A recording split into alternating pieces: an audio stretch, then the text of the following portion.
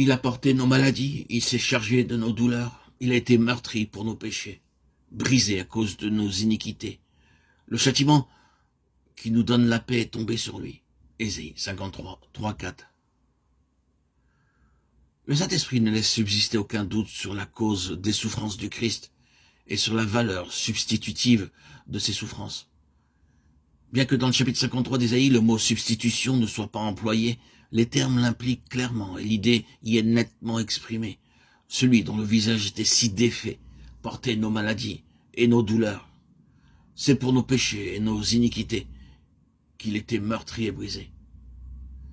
D'abord, l'étonnement avait rempli la pensée du prophète. Puis, la lumière avait jailli en son esprit. Alors, se faisant le porte-parole de toute l'humanité, il s'écrie « Nous étions tous errants comme des brebis, nous suivions tous chacun son propre chemin, et l'Éternel a fait venir sur lui l'iniquité de nous tous. » En voyant ces souffrances, nous avions pensé qu'il était frappé de Dieu, battu et affligé, nous qui nous étions détournés pour suivre chacun son propre chemin.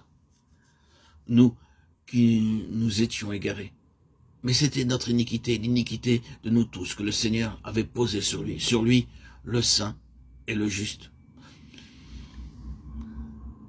Le voilà le résultat de la chute, voilà la cause et voilà la raison de la croix. La volonté de s'affranchir de Dieu, de vivre sans lui, est l'essence même du péché. Chacun veut suivre sa voie, son propre chemin. Le résultat, c'est le péché, l'iniquité. Tous comme des brebis errantes. Ce premier, tous, représente les milliards d'êtres humains qui sont nés ou à naître depuis Adam.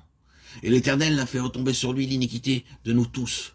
Ce dernier, tous, proclame la valeur expiatoire et générale du sacrifice du calvaire pour tous ceux qui sont sous la malédiction du péché pour l'humanité entière. Il est maltraité et il s'humilie. Il n'ouvre point la bouche. Comme l'agneau qu'on mène à la boucherie, comme la brebis muette devant ceux qui la tondent. Il est retranché de la terre des vivants. On lui avait assigné sa sépulture avec les méchants. Ésaïe 53, 7, 9. Le prophète décrit ici l'obéissance du Seigneur, une obéissance jusqu'à la mort. Il le voit comme la brebis entre les mains des tondeurs muets, sans résistance, comme l'agneau qu'on va égorger innocent et désarmé. Lui, qui était en forme de Dieu, d'essence divine, il s'est dépouillé lui-même, prenant la forme humaine. Puis, s'humiliant encore et jusqu'à la mort infamante de la croix, il s'abandonne alors entre les mains des hommes et se laisse conduire au supplice.